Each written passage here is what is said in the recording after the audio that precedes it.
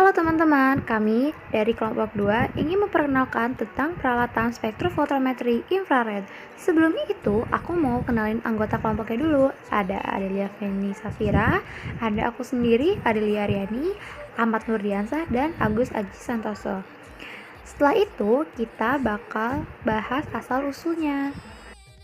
Spektrofotometri adalah sebuah metode di dalam analisa kimia yang berguna untuk mengukur konsentrasi sampel secara kuantitatif dan didasari dari interaksi materi dan cahaya.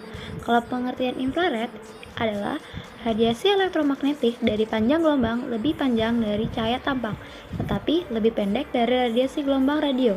Panjang gelombang antara 700 nanometer sampai 1 makrometer. Nah, kalau definisi spektrofotometri infrared adalah suatu metode mengamati interaksi molekul dengan radiasi elektromagnetik yang berada pada panjang gelombang 0,75 sampai 1000 nanometer. Di bawah ini adalah gambaran berkas radiasi elektromagnetik. Nah, warna pink melambangkan vektor listrik dan warna ungu melambangkan vektor magnetik.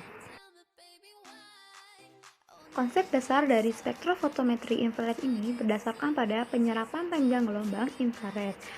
Spektrofotometri infrared ini juga digunakan untuk mengidentifikasi gugus fungsi pada senyawa, terutama pada senyawa organik.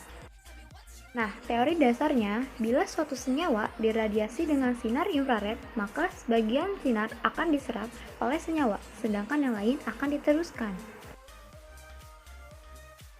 Selanjutnya, spektrofotometri infrared mempunyai karakteristik, yaitu tidak dapat dilihat manusia, tidak dapat menembus materi yang tembus pandang, dapat ditimbulkan oleh komponen yang menghasilkan panas, dan panjang gelombang pada infrared memiliki hubungan yang berlawanan atau berbanding terbalik dengan suhu.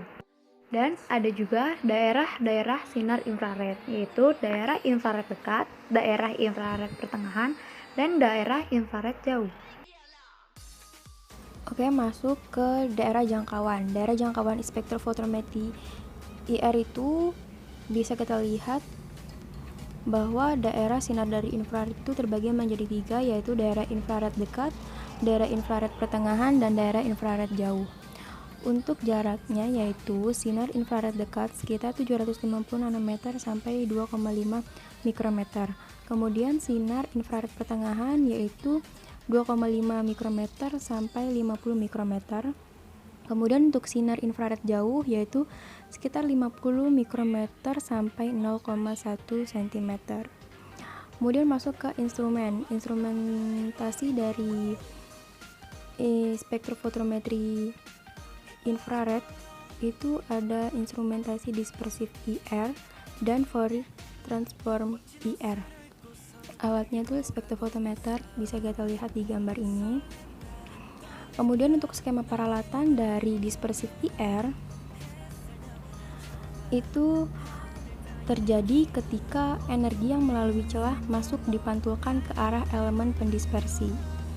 Radiasi kemudian dipantulkan kembali ke arah celah keluar menuju ke arah detektor.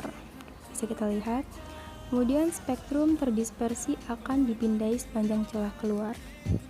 Kemudian masuk ke komponen peralatan skema alat VTIR.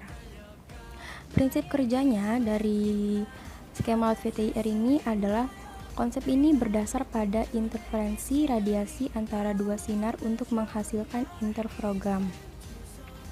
Radiasi ini dari sumber menuju sampel dilewatkan dulu ke interferometer. Jadi dari sumber cahaya itu melewatkan interferometer, kemudian baru ke sampel ya. Setelah itu, setelah diamplifikasi sinyal, dilakukan konversi dari analog ke digital. Jadi kita ada pelakuan konversi gitu.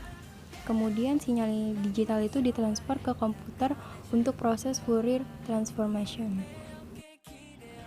Oke, secara garis besar instrumentasi spektrofotometri infrared itu terdiri dari sumber, sampel, monokromator, detektor, dan recorder.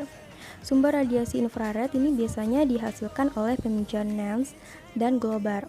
Nah, Globar sendiri itu adalah sumber radiasi yang sangat stabil pada daerah 1-40 mikrometer.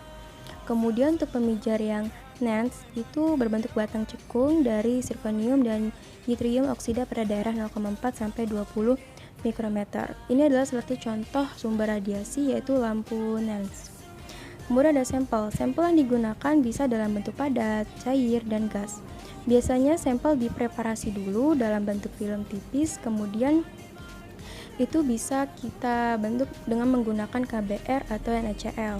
Sampel dalam bentuk awal berupa film tipis itu bisa langsung dianalisa dengan teknik ATR. Kemudian ada monokromator.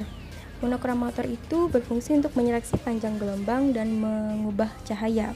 Jadi ada dua jenis monokromator infrared, yaitu ada yang prisma dan grating.